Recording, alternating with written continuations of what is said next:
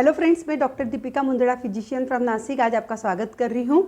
आज के कुछ 20 साल पहले जब हम एमडी पास आउट होके प्रैक्टिस में गए थे तो हमें बहुत सारे पेशेंट में फैटी लीवर दिखता था और हम उससे बोल लेते थे पेशेंट को कि आप इसको इग्नोर कर सकते हो, क्योंकि it is a very common finding कि अगर आपका खाना पीना कुछ गलत है तो आपके लीवर में फैट डिपोजिशन हो रहा है।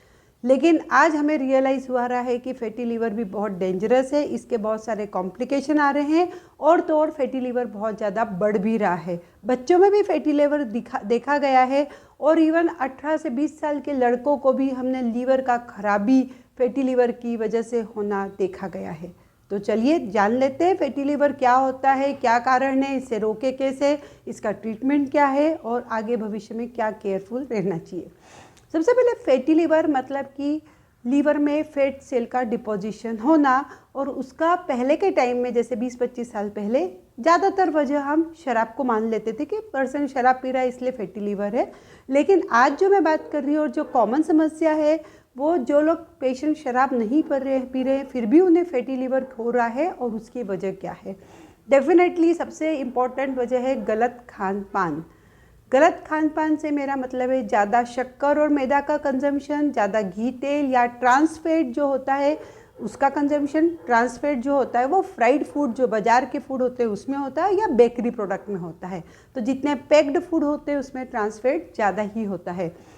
शक्कर, मैदा, ट्रांसफैट और एक्सेसिव कैलोरीज कंज्यूम करना और आपका इनएक्टिव लाइफस्टाइल या कुछ गलत दवाइयाँ जो आप मन से लेके इस्तेमाल करते हैं, और कुछ genetics, diabetes, pre diabetes, high cholesterol level और ओबेसिटी सबसे बड़ा कल्प्रिट है। मुख्यतः वजह ओबेसिटी या ज़्यादा वजन होना जिससे फैटी लीवर होता है, लेकिन कभी कभार दुबले लोगों में भी फैटी लीवर हो सकता है, बच्चों में भी हो सकता है। ज़्यादातर ये युवाओं के बाद बूढ़े या मिड एज में देखा गया है, लेकिन हम बच्चों में भी ये बहुत देख रहे हैं। इसके कॉम्प्लिकेशन भी बहुत डेंजरस है।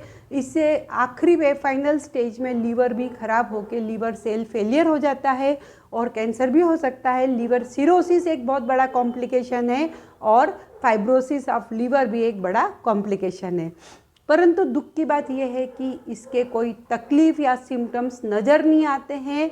बहुत समय बीत जाता है, उसके बाद हमें उसके बारे में नॉलेज हो पाता है। सबसे पहले क्या होता है, लीवर में फैट जमा हो गया, फैटी लीवर हो गया, जो नॉर्मल फाइंडिंग है, उसमें कोई तकलीफ नहीं है पेशेंट को।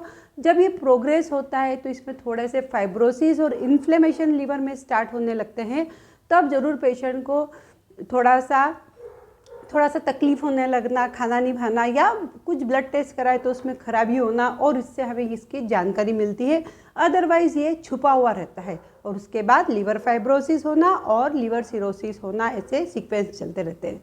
तो तकलीफ़ क्या है, कोई भी तकलीफ़ नहीं, पेशेंट को सिम्टम्स ही नहीं, या फिर पेट में फूला हुआ रहना या खाना खाने के बाद पेट दुखना, पेट में पानी भरना, स्किन में खुजली आके थोड़ा पीलापन रहना, या ब्लड वेसल थोड़ी सी डायलेट हो जाना, या थोड़ी सी नसें उभरी हुई शरीर पे दिखना, हाथ पांव पतले होना, थकावट, कमजोरी, और फिर कभी कभी पेट में पानी भर जाना, खून की उल्टी हो जाना और दिमाग पे थोड़ा सा असर होना। ये इसके बहुत डेंजरस कॉम्प्लिकेशन है। इसलिए इनसे बचने के लिए हमें क्या करना चाहिए, जांचें कैसे करें इसको, क्योंकि सिम्टम्स तो बहुत लेट आते हैं। जैसे थकावट वगैरह भी इसे नॉन स्पेसिफिक सिम्टम्स है तो बहुत बार पेशेंट इग्नोर कर देते हैं। तो मैं सलाह देती हूँ कि हर 3 साल में हमारे पेट की सोनोग्राफी होना बहुत ज़रूरी है। इमेजिंग फाइंडिंग्स में, डायग्नोसिस में CT scan, liver fibro scan, MRI पेट का और सोनोग्राफी पेट की, ये बहुत महत्वपूर्ण टेस्टिंग है। दूसरा होता है ब्लड टेस्ट, जिसमें लीवर की जांचों से इसके बारे में हमें जानकारी प्राप्त हो सकती है। अब इसे रोके कैसे, एक बार आपका लीवर ख़राब हो गया तो उसे तो फाइनल स्टेज में लीवर ट्रांसप्लांट के अलावा कोई सॉल्यूशन नहीं है, रोकना ही सबसे बेहतर होता है। और अगर आप डाइटरी मॉडिफिकेशन, एक्सरसाइज और छोटी मोटी कुछ दवाई लेंगे तो थोड़ा सा मिड स्टेज वाला जो लीवर है फैटी लीवर, वो वापस से नॉर्मल भी आ सकता है। तो सबसे पहले 5 to 10% वेट लॉस होना चाहिए आपका। अगर आपका 100 kg वेट है तो 10 kg वेट अगर लॉस कर लेते हैं तो ये बढ़ना रुक जाता है। दूसरा होता है exercise regular 150 minutes moderate exercise एक हफ्ते में। इसका मतलब है एक हफ्ते में आपने तेज चलना है। कितने मिनट कंपलसरी चलना है, 150 150 मिनट हर हफ्ते आपको तेज़ तेज़ तेज़ चलना है, जिसे हम बोलते हैं मॉडरेट एक्सरसाइज।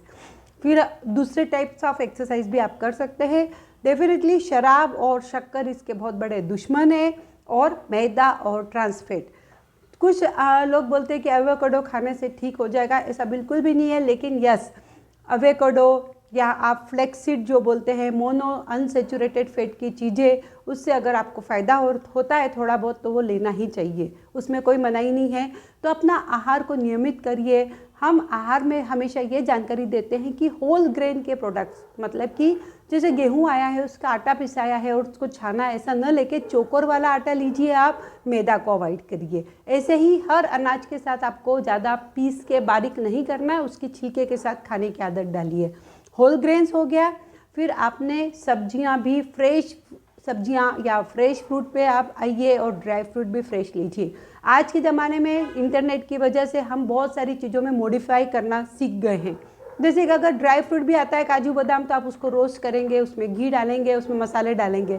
हम प्लेन खाना खाना भूल गए हैं, इसकी वजह से भी शायद ये सब बीमारियां बढ़ रही है।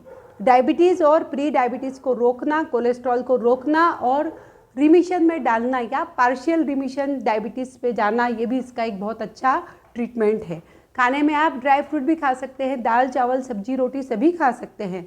मतलब अनाज में आप गेहूं और अलग सब अनाज, ज्वार बाजरा वगैरह, वैसे ही सब्जियों में सब सब्जियां और फल में सब सब्जी, सब फल। और दूध में हमेशा याद रखिए आपको कंपलसरी मलाई निकाल के ही दूध का सेवन करना है। नॉन वेज प्रोडक्ट्स बिल्कुल लिमिट में रखें, क्योंकि कैलोरीज कंजम्पशन को मैं अवॉइड करना चाहती हूँ। और प्रोसेस्ड मीट को डेफिनेटली, जो डिब्बाबंद खाद्य पदार्थ है, उसे हम बोलते हैं कि आपके स्वास्थ्य के लिए बहुत ही डेंजरस है। एक्सरसाइज कीजिए, और कुछ गोलियां हैं जो आप डॉक्टर की सलाह पे ले सकते हैं। Thank you so much.